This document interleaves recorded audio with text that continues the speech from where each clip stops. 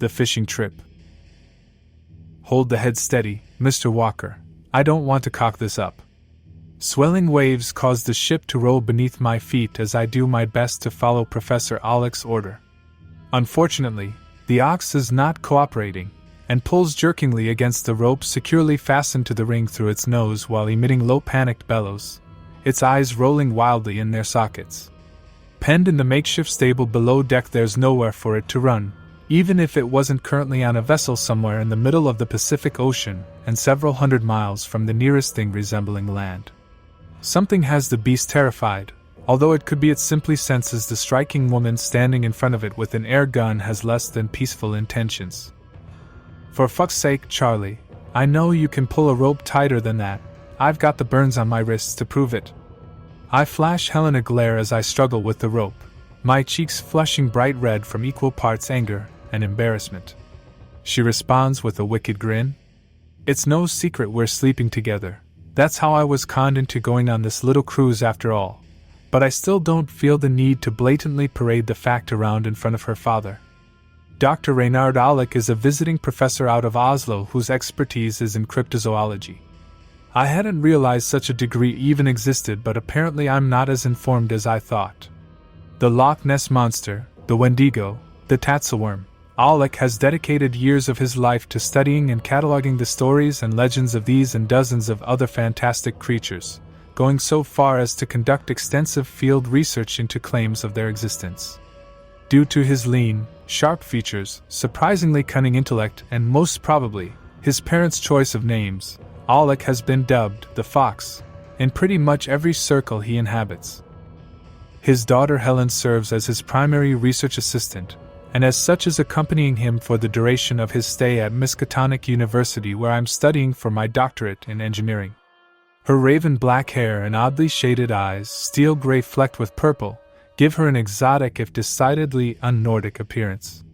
Still, she has the muscle tone of an Olympic gymnast, and at 5'10" could easily be imagined falling into the ranks of the fabled Valkyrie. I first saw her at a social mixer last fall, and was immediately taken. Imagine my shock when my lame attempts to talk to her were accepted and even encouraged. 2 weeks later we were fucking like it was going out of style. Our relationship stayed on that course for about 6 months when she informed me she would be going with her father for an extended trip during the summer as part of his research. Would I like to accompany them? The fact that she'd been naked when she asked probably helped guide my decision. That's how I came to be wrangling a terrified ox on a Korean man fishing boat 600 miles off the Japanese coast. Wrapping the rope more firmly around my hands, I brace my foot against the bulkhead and pull as hard as I can, momentarily arresting the panicked animal's movement. Hit it! Jesus, hit it now! Helen professionally places the air gun between the ox's eyes and smoothly depresses the trigger, punching the tiny metal rod through skin and bone and into the creature's brain. Its eyes roll back in its skull and its slack tongue lolls out of its mouth before the ox collapses to its knees and finally slumps to the floor on its side. I disentangle myself from the rope, angry red depressions crisscrossing my hands and up my arms, and wipe the sweat from my forehead. Christ! I've never done this before, but I mean, don't they usually use a cattle prod or something to stun these guys first? The fox gives me a pinched look. In your typical slaughterhouse, yes, Mr. Walker, but I've found it best to avoid using electricity whenever possible in these matters. There can be unforeseen complications. Besides, certain research suggests the chemicals released in the brain due to intense fear serve as something of an intoxicating marinade for more predatory creatures. All the better for our purposes here. Stunning the beast beforehand could rob us of a potential advantage. Helen, if you would please. Exchanging her air gun for an enormous bone saw, Helen enters the pen and begins working on the dead ox's neck. The metal teeth slide through muscle and tissue as Helen manipulates the saw as smoothly as a lumberjack. It catches briefly when it hits vertebrae, but she pulls the blade free with a sickening cracking noise of snapping bone before repositioning and continuing her grisly work. I feel my gorge rise to the base of my throat and glance down at the floor only to leap away from the slowly growing pool of blood that has spread from the pen and now threatens to soak my boots. I hastily move away from the danger zone and turn my eyes from the butchery, desperately wishing I could turn off the squelching sounds as easily. So, Doc, tell me again exactly what we're doing here. Alec sighs. As I've explained, Mr. Walker, we are in search of Jormungandr, the world serpent. Most likely it, and the creature known as Leviathan in Christian tradition are one and the same. Legend has it the beast was so large it could encircle the world, to the point of holding its own tail in its mouth, although that is likely an exaggeration.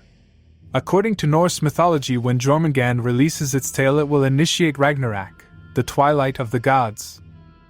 During the final battle, the serpent will confront its father Loki's hated enemy Thor, resulting in their mutual destruction. All of my research indicates the creature's head will be located somewhere in this vicinity, near the Mariana Trench. As the lowest point on the planet and one of the few environments not fully explored by humans, it is the most likely location a creature that large could remain relatively undetected. And it's a fan of ox roast, huh? Alec glares at me. Yes. In one of the most commonly artistically rendered stories, Thor managed to accidentally catch Jormungandr on his hook, which he baited with an ox head. He attempted to kill the serpent with his hammer Mjolnir, but, oaf that he was, managed to let Jormungandr escape. We are attempting to recreate this event. But, Professor, what exactly are you planning to do if you actually manage to catch this thing? Finished. Beaming, Helen hefts the severed ox head to her shoulder. Her hands and face are spattered with crimson, and a slow trickle of blood continues to seep from the stump of the creature's neck and drip to the floor. Her strange speckled eyes are alight with excitement and anticipation. Excellent, my dear, let's get our bait up to the main deck.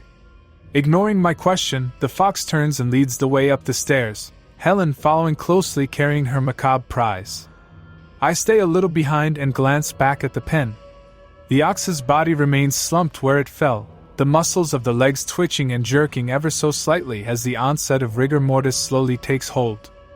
I involuntarily shudder and turn after the professor and his daughter. When I reach the deck, I notice that the sky has turned dark. Storm clouds above seethe angrily, and the waves beneath respond in kind, rocking the boat more and more violently beneath my feet. The crew has gathered in a tight crowd off to the side surrounding their captain. I don't speak Korean, but it's obvious they're arguing with him about what we're doing, and he is attempting to talk them down. Abruptly, one of the crew steps forward and throws a haymaker, catching the captain in the jaw. He crumples to the deck as a general melee breaks out around his fallen body. It takes me a few moments to locate Alec and Helen at the fore of the ship near the large crane Alec had installed for this excursion. Seemingly oblivious to the weather and the battling seamen, the professor is guiding the baited hook over the side while his daughter works the controls of the crane. I shove my way through knots of fighting sailors and struggle to make my way to them as the ship continues to heave to and fro, causing me to stumble like a drunk. The wind has picked up and howls like a banshee, so that I have to shout to be heard when I finally reach Alec. Professor, it's not safe here. We have to get back below deck. The storm is coming. Freezing rain suddenly erupts from the heavens, the screaming winds whipping the drops against my face so hard it stings. Lightning bolts the size of houses flash down from the sky, accompanied by peals of thunder so loud they make my head ring. Professor! I grab the man by the shoulder and spin him around, only to fall back in shock. The man facing me bears a certain resemblance to Alec, certainly, but only just. He's younger, his face holding a certain agelessness that makes him seem paradoxically youthful and ancient in equal amounts. His eyes are alight with the glow of madness, his mouth open in a wolfish grin. Too late! He's too late to stop me now! He giggles like a lunatic. Shrieking peals of laughter accompany him, and I turn to see where Helen was operating the controls. Gone is my stunning Valkyrie, replaced by a hideous creature. Half of her body is covered in pale, perfect skin, the other rotting lumps of flesh the same purplish hue as the flecks in her eyes. Her cackles are lost as the wind whips itself into even greater fury, the ship rocking so hard I'm terrified we will capsize at any moment. The ship is thrashing too hard for me to even contemplate trying to make it back to the hold.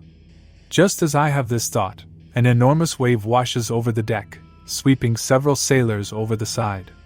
Their screams are quickly drowned by the raging storm. I spy a tumbling coil of rope. Desperately grabbing it, I manage to lash myself between two cargo brackets. Helen was right. I pulled the ropes very tight. Temporarily secure, I look around. Astonishingly, the man who was Alec has jumped upon the bow, deftly riding the ship like an enraged bronco. Raising his arms towards the screaming heavens, he howls into the storm. "Come, brother! Meet your doom!" With that, the largest wave yet slowly tilts the ship so that it is riding almost completely to its side. From where I'm lashed to the deck, I am now practically vertical so that I have a perfect view of the roiling seas disappearing far off into the horizon. In that moment, my mind breaks. From out of the sea protrude miles and miles of glistening serpentine coils. The scales are the dull color of seaweed, encrusted with barnacles and all matter of ocean life. For that is where they have remained for a very long time. An enormous head the size of a mountain erupts from the depths, blind white eyes fixed above a cavernous mouth glistening with dozens of rows of fangs.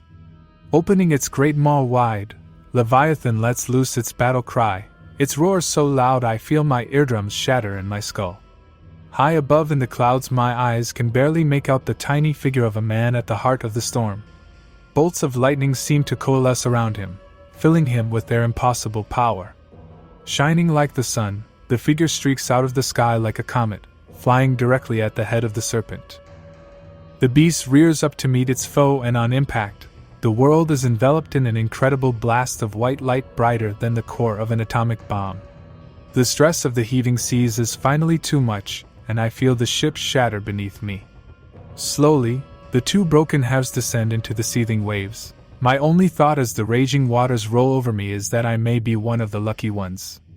Soon, even that thought is lost as I sink deeper into the depths, my mind as black as the sea embracing me.